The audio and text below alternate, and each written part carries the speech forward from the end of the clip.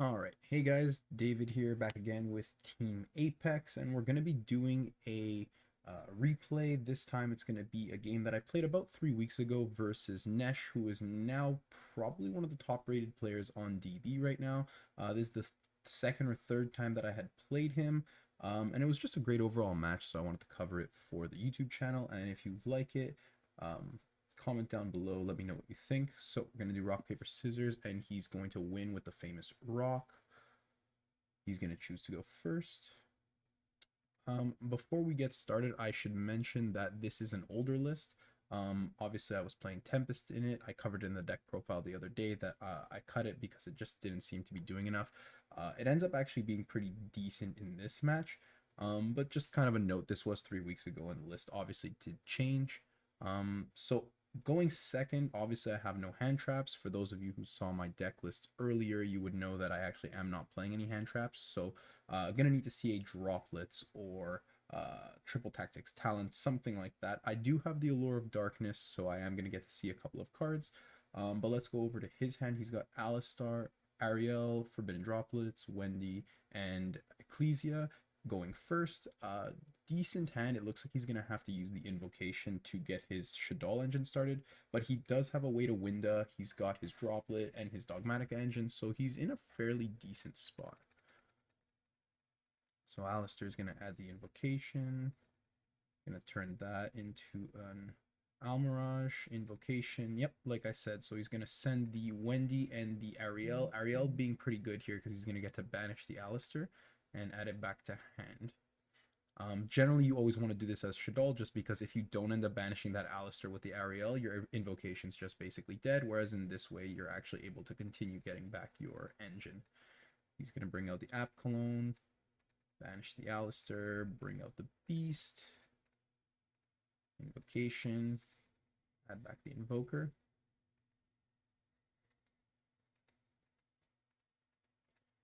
You're just going to turn the Almirage into a Secure Gardener, bring out the Ecclesia, activate its effect, add Maximus. So here I was getting a little bit confused. I wasn't entirely sure why he didn't just link off the App Cologne. There's actually no real purpose to that being there. Let's see if he ends up doing something with that. So he's probably going to send the App Cologne off of the Maximus. Yep. So he's going to get an add off of, he's going to get that add off of the Ash Dragon, and he's also going to get the access to the traps. So also you might notice the Phoenix. I don't play this anymore. I ended up taking this out for the Quad Boral Dragon. I basically just sent these because there's basically no chance I'm going to summon the Zombie Stein this match, and the Phoenix is, by the time I summon, it's definitely too late versus Shaddoll's. He's going to grab his Schism, and on the end phase, he's going to add his Fleur. So he's got one negate with the Fleur. He's got the Schism to summon the Winda and send a Dark, and he's also got the Droplet. So we're going to need to see something good here. And I'm going to actually end up finding the Droplets off the top. So this is going to give me at least a fighting chance against a Winda. So I'm going to start off right away with the Chaos Space, adding the Black Dragon. And this is actually going to force out his Schism, right? He doesn't want me to get that advantage. I don't know that I would have actually done that, just because he knows I added Black Dragon, sure.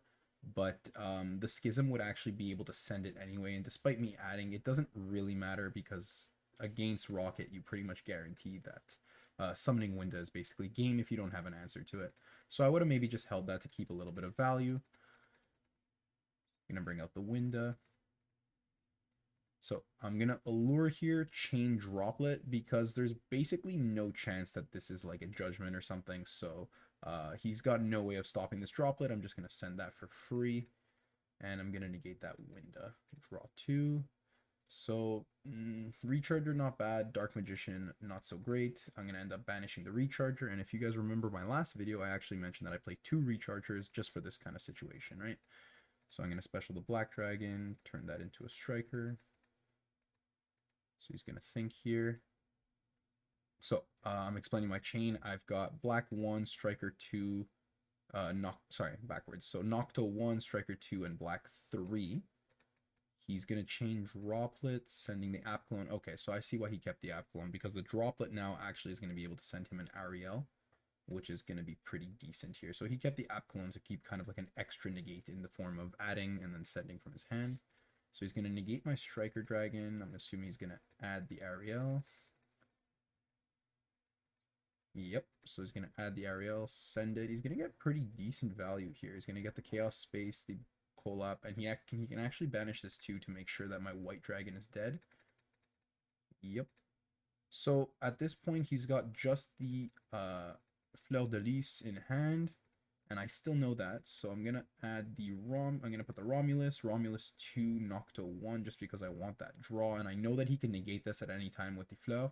At this point, I know his entire board and his hand, and I know that he's got only one negate left, and I've got a pretty decent amount of firepower behind my hand, so I'm just gonna go into this board here, and that's a really great draw.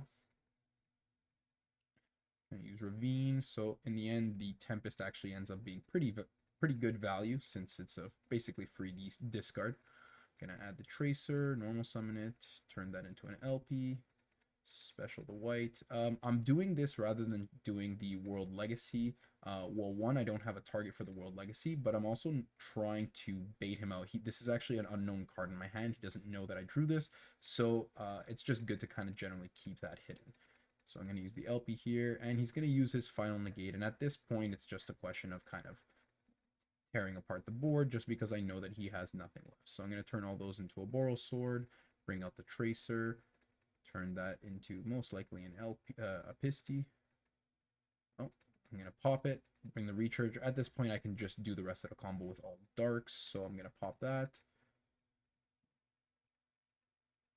Turn that into a Chaos Ruler. Mill 5, and I'm gonna end up hitting, I mean, I hit the trap, but there's no target in the graveyard, and I'm gonna be able to add that Safer to hand.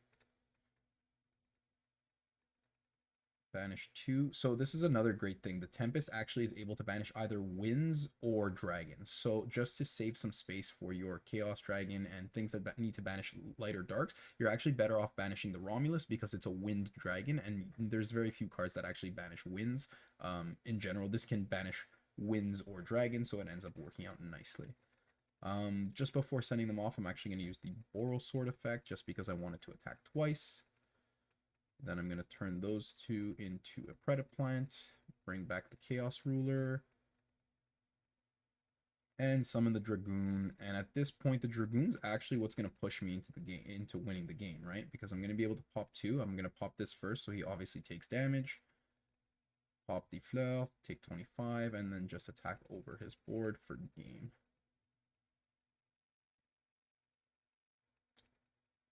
So fairly lucky this game that I actually drew the droplets. Obviously, I do play 3, and I have the twin as well.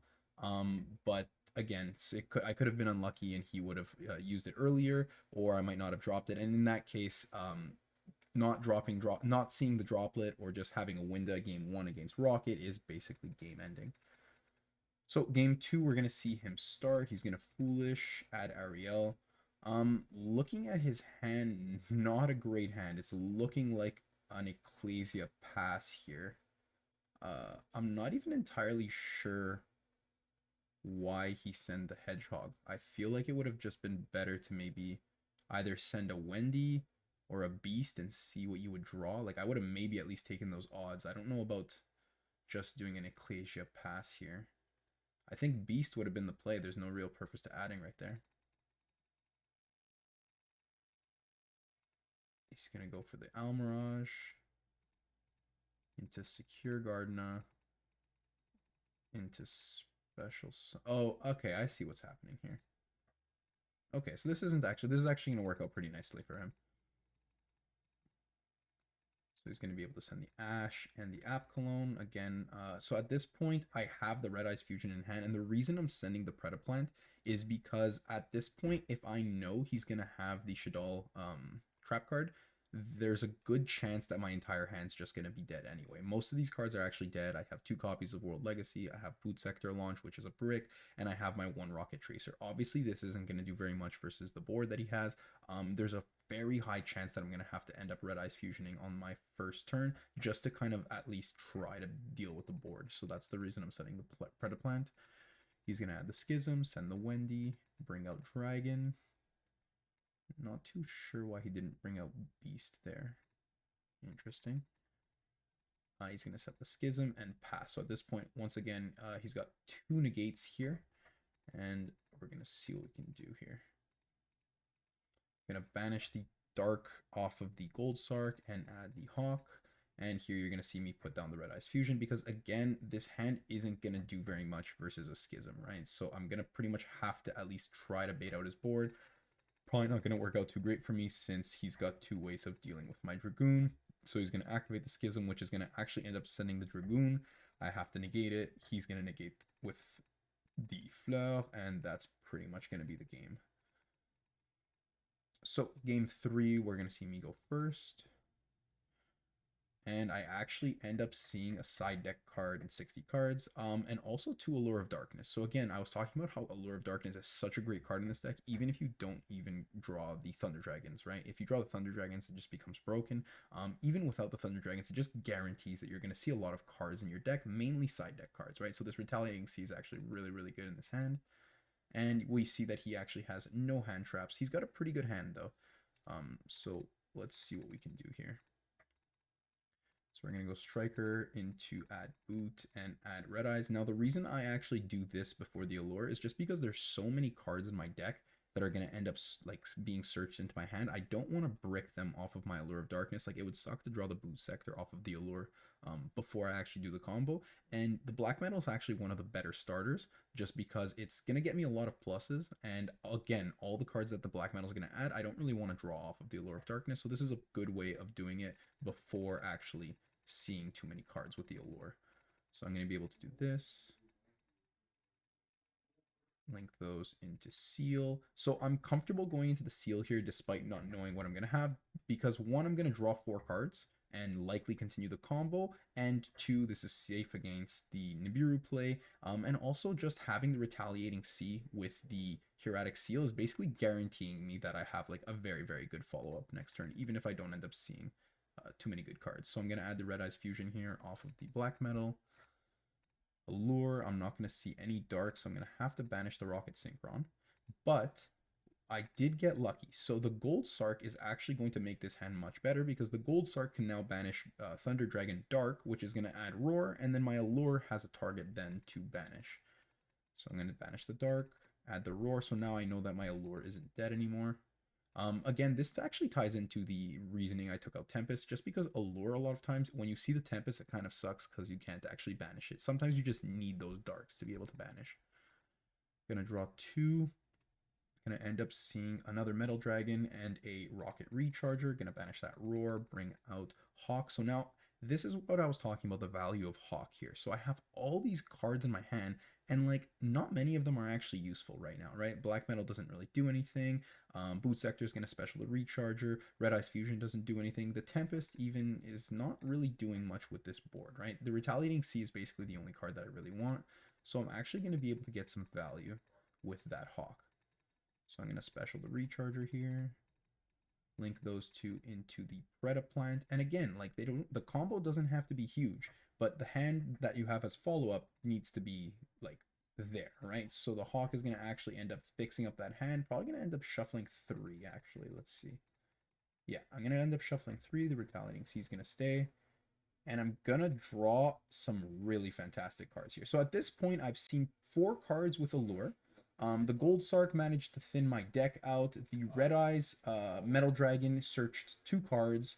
I shuffled and saw 3 more cards with the Hawk. So at this point, I've seen probably like almost 20 to 25 cards in my deck. And I haven't even finished the combo. So now I can actually continue with my quick launch. Oh, I'm actually going to choose to just keep it simple and just summon the Red Eyes Dragoon here. So 2 negates with the Tidying Bounce and the Retaliating Sea, which is, again, I don't need to actually extend too far into this combo, right? A lot of times I can actually just kind of play conservatively. I know I have a follow-up for next turn via these 2 cards here. I have the Retaliating Sea to make sure that he's actually losing as much value as possible, and I have 3 negates, right? So I might actually lose a little bit to Dark Ruler No More or a Forbidden Droplet, but I do have good follow-up and stuff to stop his plays. He's going to end up drawing the Alistar, which is a fairly good draw, actually. Alistair's gonna add. I'm gonna let that go through. So now he's got 2 invocation in hand. That's gonna be pretty good. He's going to go into the Almirage and use Invocation, to which I'm actually going to be able to use Retaliating Sea. So most likely what he was going to end up doing is going into probably Makaba first and then following up into a Shaddoll plays, or the opposite, going into the Shaddoll play and then going into the Invoked play. Either way, the Retaliating Sea just ends all of that. Now, even if he goes into the Makaba can't use his effect because he can't discard to the graveyard. And his Shaddoll cards, if he sends them, are just going to get banished and do absolutely nothing.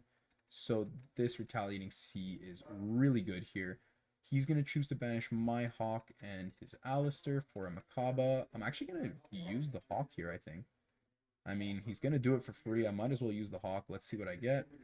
Just because I know I'm going to end up discarding a card with the Dragoon, and I don't really want to discard the Dark Dragon. It's actually better off being in my deck, so I'm going to shuffle, draw 1. I draw Thunder Dragon. Not a great draw, but it's getting discarded anyway, so that doesn't really matter.